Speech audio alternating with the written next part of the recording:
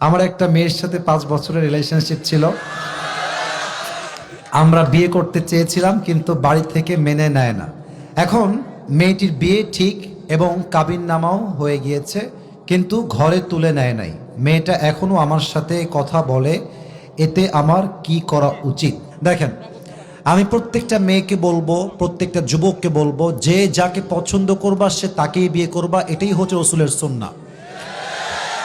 দেখো, একটা মেয়ে যদি অন্য কোনো ছেলেকে পছন্দ করে, বাবা মা যদি সেই মেয়েকে আর এক ছেলের সঙ্গে জোর করে বিয়ে দেয়, তবে মেয়েটা কখনো সংসার জীবনে সুখী হতে পারে না, তার মনটা ওখানেই থেকে যায় আজীবনের জন্য। তবে একটা কথা, আমি এখানে স্যার আছেন, দ্যার ভেরি রেসপেক্টেড পারসন, অনেক সম্মানিত ব্যক্তিবর্গ এখানে বসে আছেন, বলতে যদিও লজ্জাবোধ করছি, but I have to talk about the reality what's going on in the society. যা হচ্ছে আমার দায়িত্ব সেটা বলা। আজকালকার হাজার হাজার যুবক তার পছন্দের মেয়েকে বিয়ে করতে পারে না জাস্ট টাকার জন্য। যুবক ভাই, আজকে এই জাস্ট টাকার জন্য হাজার হাজার পুরুষের পছন্দের মেয়ে অন্য বাড়ির বউ হয়ে যায়। এজন্য আমি আমার প্রত্যেকটা মেয়ের বাবাকে বলবো, আপনার মেয়ের জামাই হিসেবে যার টাকা আছে হি ইজ নট বেস্ট, যার বাড়ি আছে হি ইজ নট বেস্ট, যার বিশাল বড় কোম্পানি আছে হি ইজ নট বেস্ট।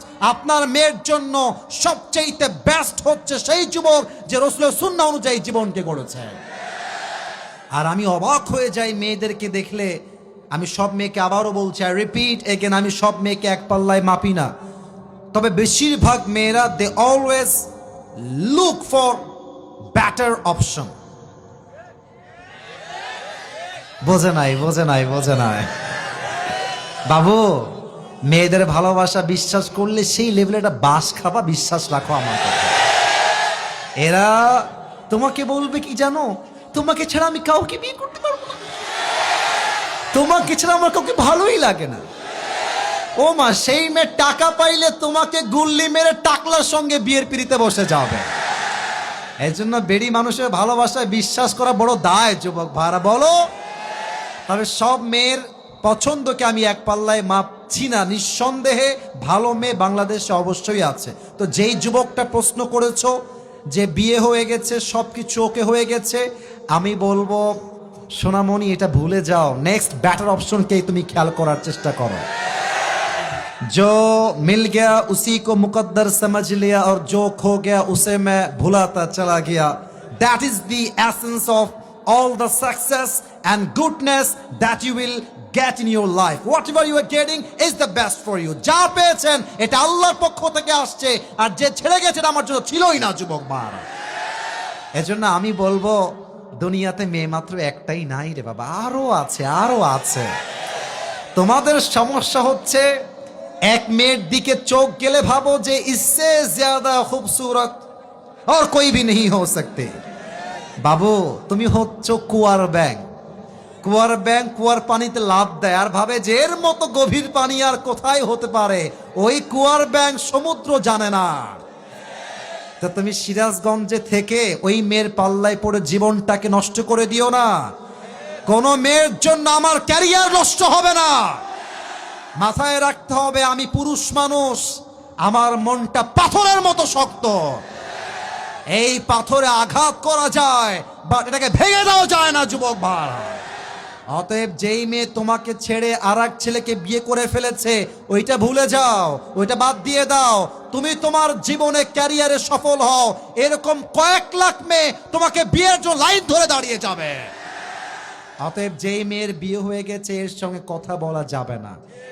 এটা কথা বললে এটা ওর স্বামীর হক নষ্ট হবে।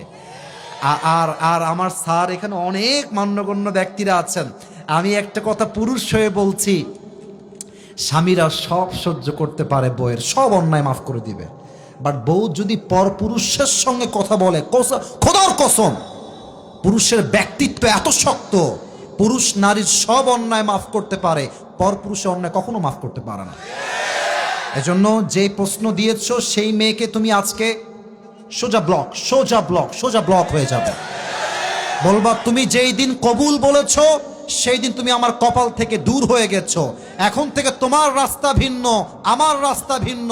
তোমার রাস্তায় তুমি যাবা, আমার রাস্তায় আমি যাব। আল্লাহ আমার কলিজার টুকরা যুবক একটু ধৈর্যের তৌফিক দান করে পড়া আমেন। আবেগ একটু বেশি তো ওরা বলে যে তুম চলে গয়ে মে কভি ভি শাদি নেহি করুঙ্গা।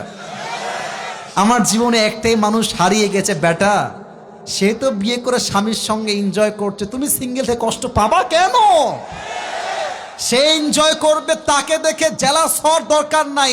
সে একটা বিয়ে করেছে, তার জন্য একটা হালাল। তুমি মেয়েরা বেটা মানুষ, তোমাদের চারটা হালাল।